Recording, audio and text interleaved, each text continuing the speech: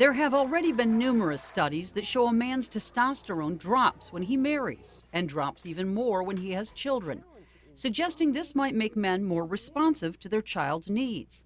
While most of the video you will see today is from Notre Dame studies regarding co-sleeping in the U.S., anthropologist Dr. Lee Gettler did his research in the Philippines. Co-sleeping in the Philippines is the norm, where 92% of fathers sleep with their kids. Cultural differences, including smaller homes and sleeping on mats, made it a perfect location for his research. And what they found? We found that men who slept near their kids had lower testosterone than men who didn't.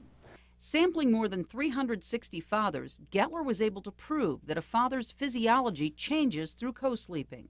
Or the hypothesis that we tested is, does fatherhood and caregiving relate to lower testosterone? And we found that it did. Our interpretation of this from an evolutionary angle is that this is a good thing, that this shows that mothers are not the only ones who are kind of biologically responsive to becoming parents and potentially attuned to the needs of their children.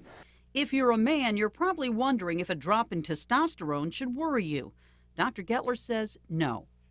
There's some evidence that it might be related to kind of aggressive or competitive behavior.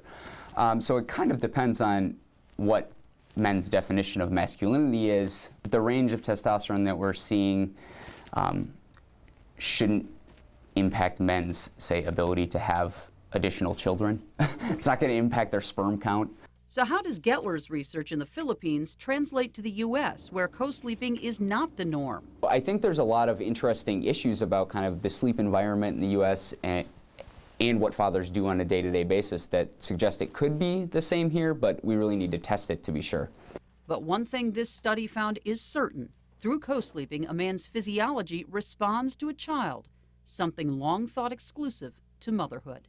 This research is really showing that women are not the only ones who are biologically responsive to parenthood. Thank you. Whoa. That was nice. You gonna give one to Pops?